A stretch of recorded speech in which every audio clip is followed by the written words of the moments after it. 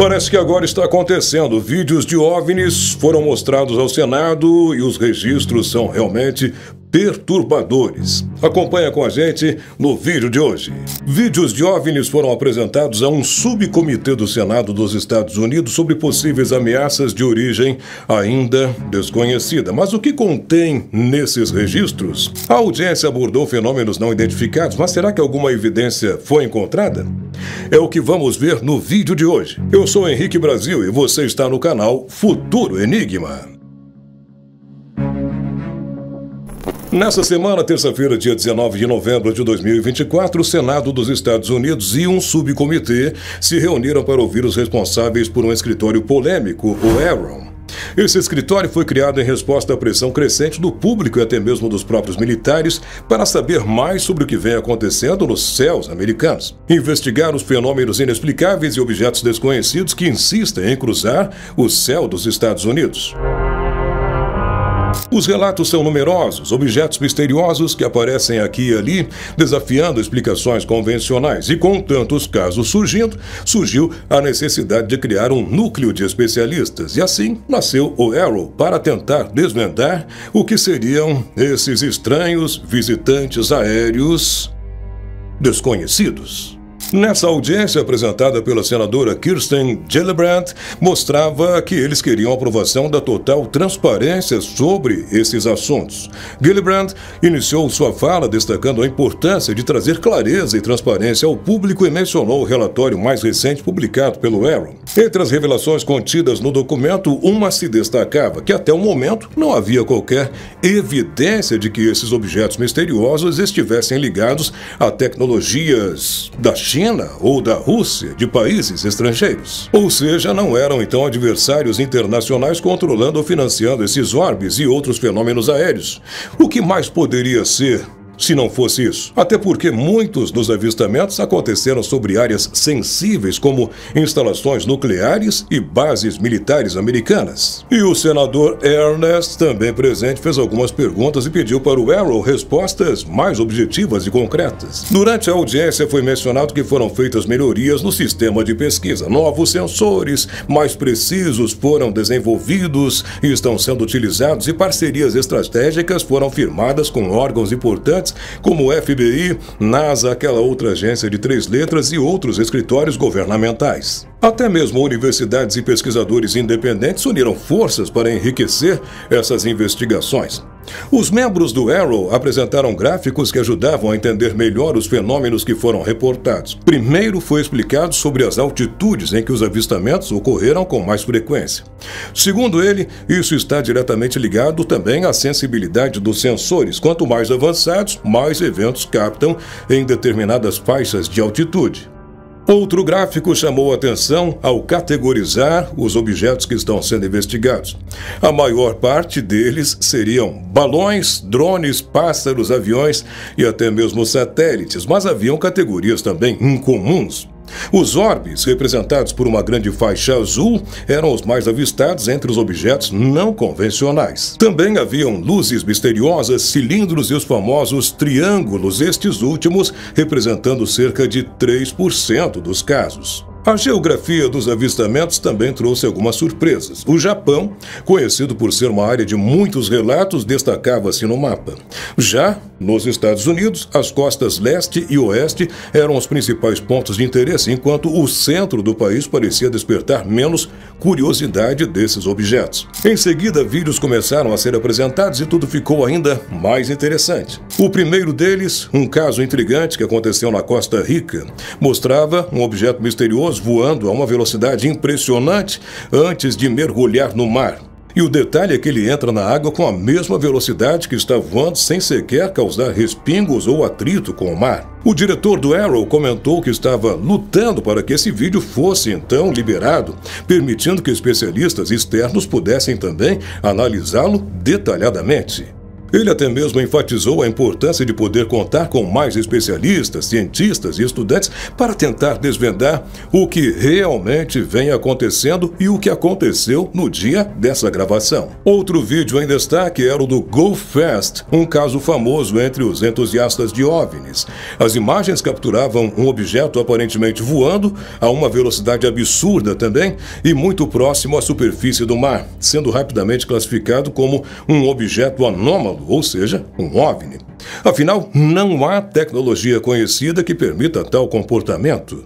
Contudo, após análises cuidadosas, o diretor do Senado explicou que, na verdade, o objeto não estava perto do mar, mas a uma altitude de aproximadamente 13.000 pés. A ilusão de proximidade foi resultado do efeito de paralaxe, uma distorção causada pelas diferenças de perspectiva entre a câmera capturando a imagem e o objeto em movimento, segundo ele. Então veio o terceiro vídeo, uma gravação inédita para o público. Ele mostrava um objeto voando, aparentemente através de gases extremamente quentes de um vulcão em erupção, algo que nenhuma tecnologia terrena conhecida seria capaz de suportar. Mas, novamente, a ciência parecia ter explicações para isso. Uma análise quadro a quadro revelou que o objeto estava, na verdade, mais próximo do observador e não estava cruzando os gases quentes, sendo outra ilusão de ótica. Mas apesar das respostas científicas aos vídeos, o Senado não conseguiu responder o que eram esses objetos. E o que vem a seguir capturou ainda mais a atenção de todos nessa audiência. O diretor passou a abordar casos que ainda resistem às explicações.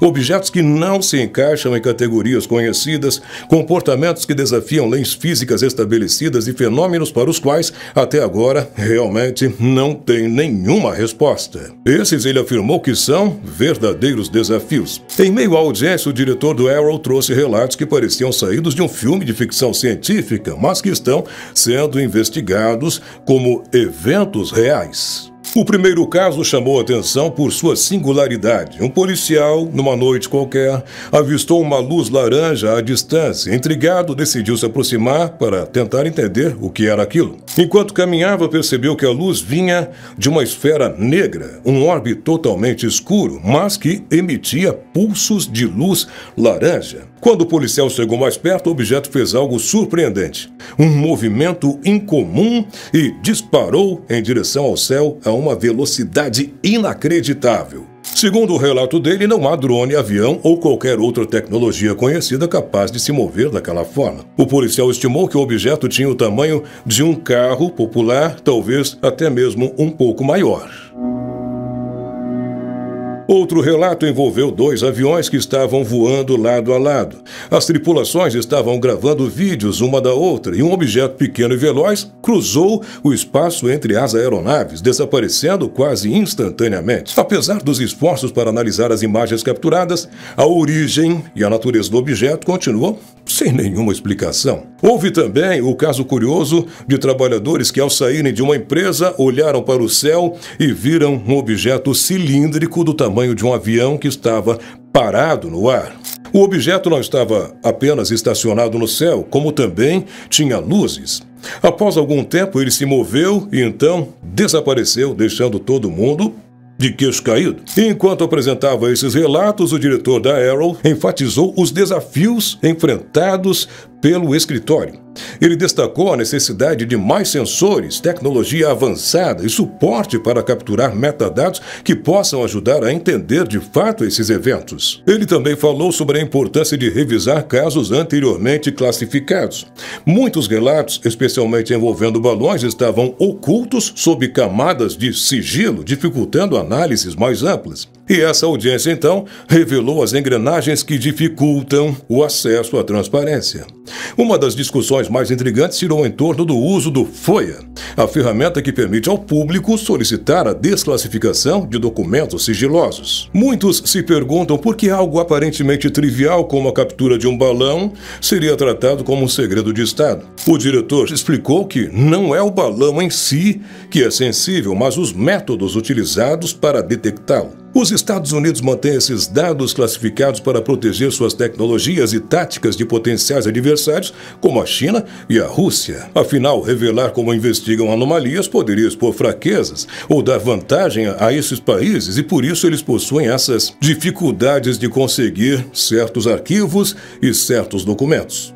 Durante a audiência ainda, a senadora Kirsten Gillibrand trouxe à tona um incidente específico que ainda é considerado um enigma: o caso de Langley. Ela relembrou um evento perturbador em que enxames de drones ou objetos não identificados apareceram perto de bases americanas durante o período de 2 semanas. O Pentágono ficou alarmado, mas até agora não há respostas concretas sobre o que eram ou de onde vieram, o que são essas coisas.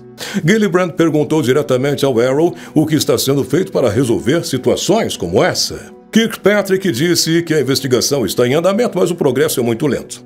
Ele explicou que, dependendo do que se descobre, os casos seguem para diferentes departamentos, drones para um setor, balões para outro. Contudo, para acelerar as análises, eles precisam desclassificar materiais, permitindo que universidades e especialistas, cientistas externos também possam colaborar. E sem acesso a vídeos e documentos, é impossível seguir adiante. Apesar das dificuldades, Kirkpatrick ressaltou que várias instituições estão trabalhando conjuntamente, incluindo o FBI, NASA, aquela agência de 3 letras e outras agências governamentais. Ele reconheceu que essa cooperação é vital, especialmente considerando que alguns casos simplesmente não têm explicação até agora. Mas a pergunta que fica é: se existe uma equipe própria para realizar essas investigações, por que não liberam então os documentos desses relatos que estão em sigilo para a própria análise deles? Aí tem coisa, não tem? Documentos estão em sigilo, então, só para proteger os métodos que foram utilizados para detectá-los? Tudo isso gera muita suspeita e eu quero saber o que você acha disso, deixando seu comentário aqui abaixo. E lembre-se, está chegando o Natal, festas, férias, final de ano, Réveillon. Tem uma dica para você que quer estar tranquilo nesse fim de ano. Que tal você sacar o seu FGTS e receber esse dinheiro hoje, em menos de 1 hora na sua conta? E a Clau Express está aí para te ajudar.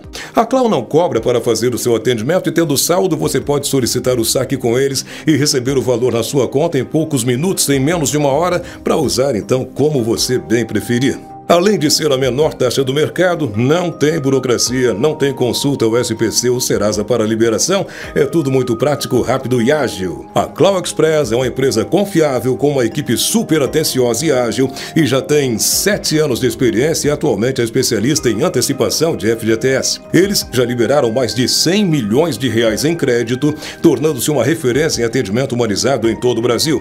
E tem uma sólida reputação com mais de 3.000 avaliações e são 5 estrelas no Google. Dinheiro na mão agora? Usa o FGTS e fala com a equipe da Clau Express.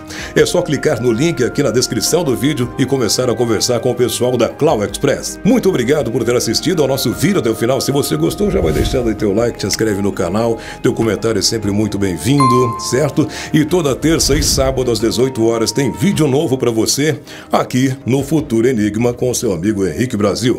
Um forte abraço. Tudo de bom e até mais!